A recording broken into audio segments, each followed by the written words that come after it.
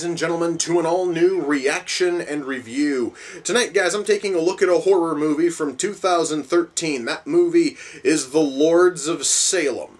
Now, I'm going to tell you guys, the only thing I know about this movie is that it's directed by Rob Zombie. And what I know when it comes to Rob Zombie's movies is I really have a habit of liking everything the man has, well, almost everything the man has made in terms of film.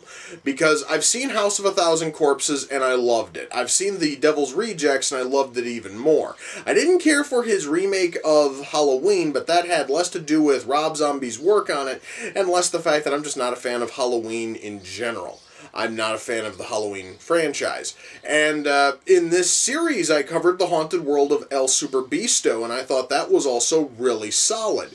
And there are blurbs on the back of this thing which are proclaiming that this is the best movie Rob Zombie has ever made. Now, mind you, that is a big thing to say, considering how much I loved House of a Thousand Corpses and The Devil's Rejects. This thing has a long way to go to even meet those levels. And granted, I'm telling you guys, I really want it to be that good.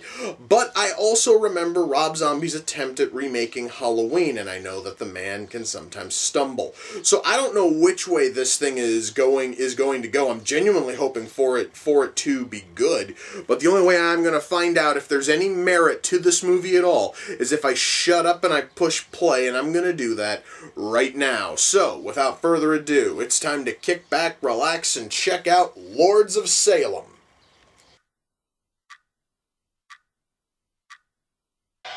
So, our main character is a DJ at a radio station that plays really shitty music. No, seriously, guys, that honestly, guys, is like the shitty end of metal. That was... wow, that was fucking hideous. You know, guys, I really do have to say, the music that plays on this Lords record really does sound kind of creepy.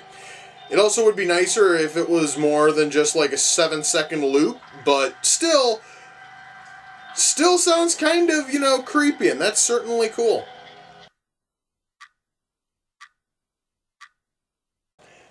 You know, guys, I never really thought I would say this, but this movie's kind of dull. Mind you, guys, I am in no way saying that it's bad. It's just, I just sort of guess I was expecting something a little bit better. I think I was expecting a story that was a little bit more interesting than this. I'm still hoping for it to pick up, but, you know, so far it's just been a little bit of a letdown.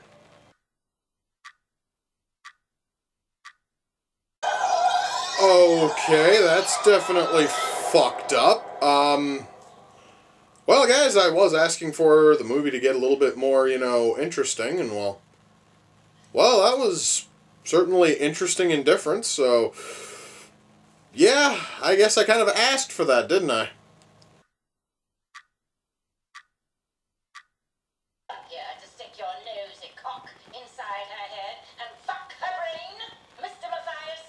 Okay, never thought I'd hear it referred to like that. That was definitely creative. Kind of fucked up, but at least it was fucking creative.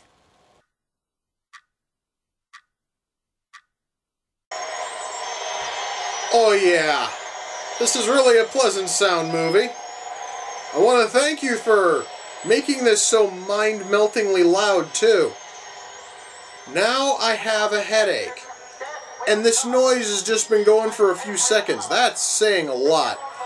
God, that was fucking loud. Well, guys, that was Lords of Salem. Let's shut that off. Okay. So, before I get into actually talking about the movie, why don't we touch on those blurbs I mentioned on the back of the DVD case, especially the one in big bold letters on top that says, "The best movie to date by director Rob Zombie." No. This is nowhere near his best, alright? Now, to me, his best is House of a Thousand Corpses. I know other people who say his best is the Devil's Rejects. It kind of boils down to those two.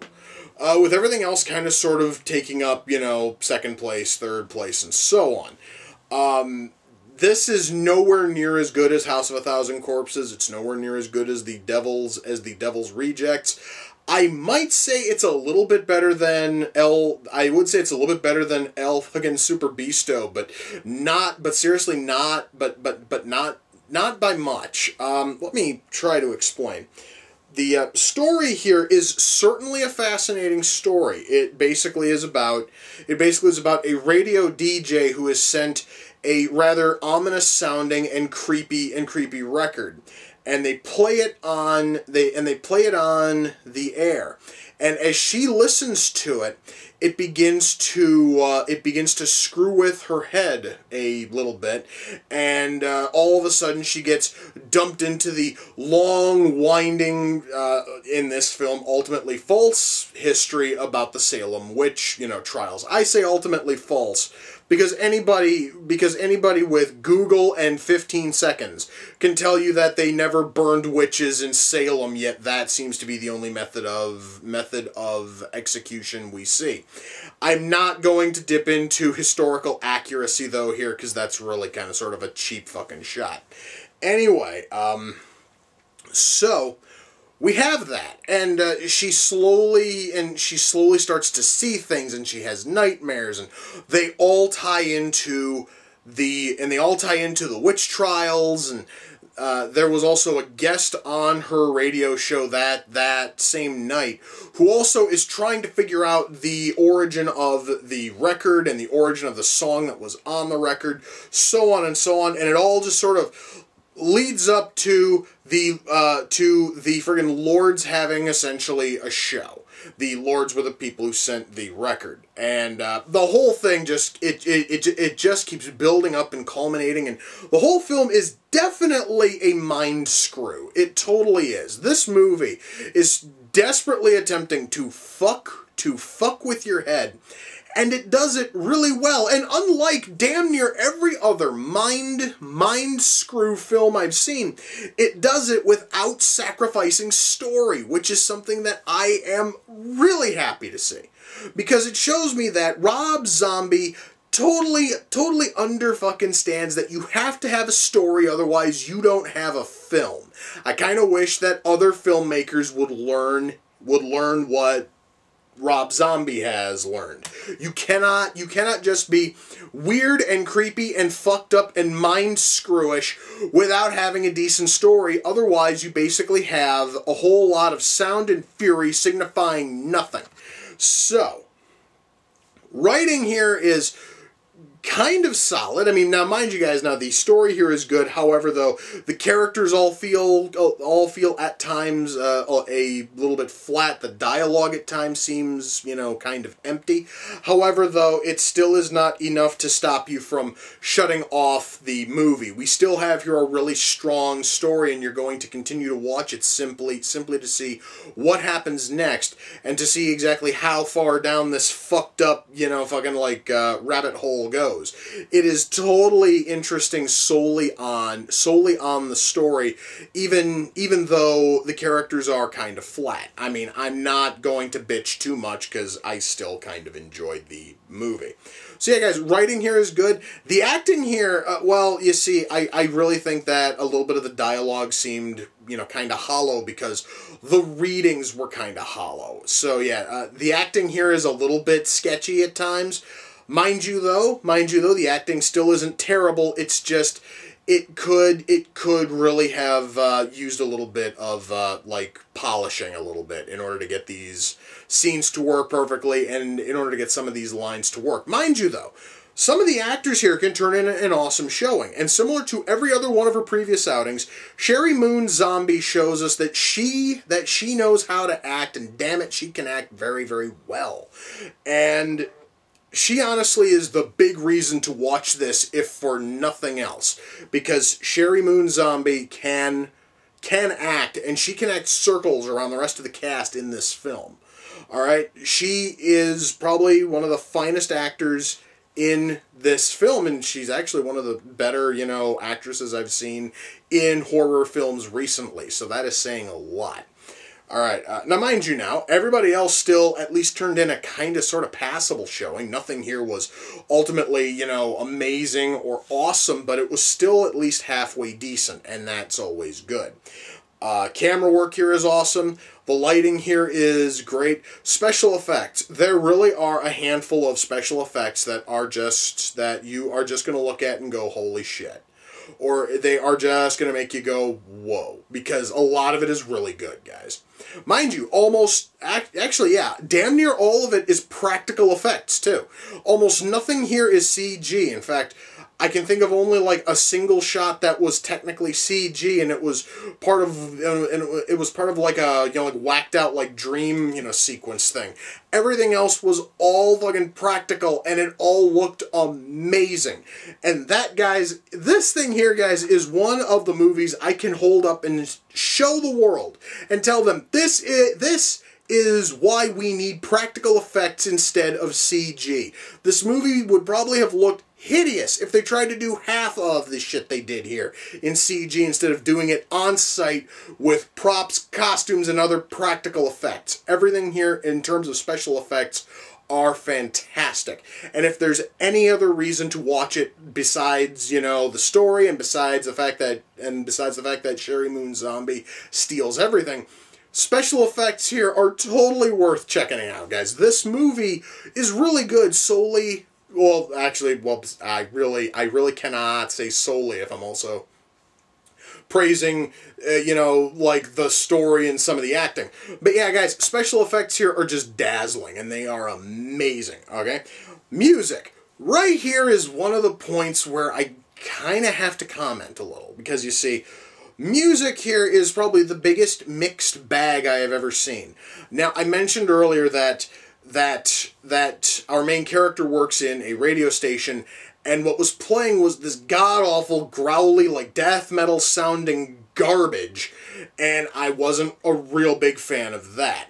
However, then the very next song which they play on their show was from Rush, and it was a halfway decent Rush song. In fact, guys, honestly, music here is mostly decent, save for that one bit of growly death metal bullshit. I mean, you know, that honestly to me is like the low point of the soundtrack here. And everything else in terms of soundtrack and score are just, well, they all just sort of range from okay to awesome. And they also were able to cobble together one of the creepiest pieces of music I think I've ever heard, and that is what plays on the Lord's record. That thing, even though, guys, it's only like 7 notes, it's still creepy as shit because it plays on a constant loop. Never fucking ending. And it just has this sound that's just, it just sounds creepy specifically because of how it also was fucking recorded.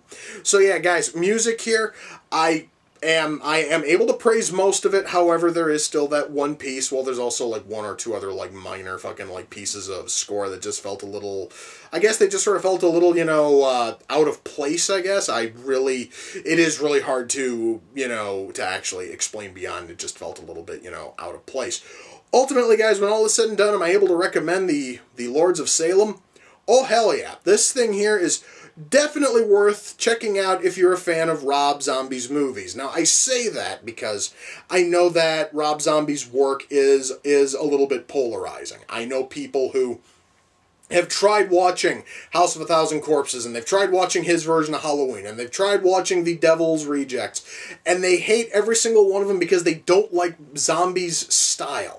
And he does definitely have a style that is basically kind of sort of a love it or hate it style of filmmaking. And I personally love it. I mean, shit, guys, started off kind of sort of a little bit bored with this thing, and the movie picked up, and it picked up quick, and I can totally recommend it. So yeah, guys, if you are able to find a copy of this thing anywhere, pick it up. Pick it up, rent it, go watch it on, like, Netflix or Hulu, if it's on either of those. I'm not totally sure. But, yeah, you guys totally have to give this movie a watch. It's definitely worth checking out at, you know, fucking least once. Now, guys, I do have to say that Lords of Salem came off the Amazon wish list. The person who sent it in was Mage, and you can find her YouTube channel at youtube.com/user/MadamCrystal. Mage, thank you. I have been a big fan of most of Rob Zombie's movies, and I was really curious about this one, and it really kind of stunned me. And the one thing that I do have to say is, and I didn't mention this earlier, is even though, guys, this thing here has a handful of blurbs on the back saying that it's the best thing Zombie has ever done, almost every other person I talked to who had seen this movie essentially said that it was a horrible, unfucking watchable mess. And to those people, I want to say, what movie were you watching? This thing here is certainly flawed, but it honestly is not terrible. I honestly thought that Lords of Salem was awesome, and I would never have known if this thing was any good if Mage hadn't sent it in. And once more, Mage, I thank you. And guys, that is youtube.com/user/MadamCrystal. And you know what? I am going to keep the Rob Zombie train rolling. I'm going to throw in my Blu-ray of House of a Thousand Corpses. So guys, with that, we come to the close of another reaction and review. Until next time, ladies and gentlemen, take care, and I will see you all in the near future. Peace.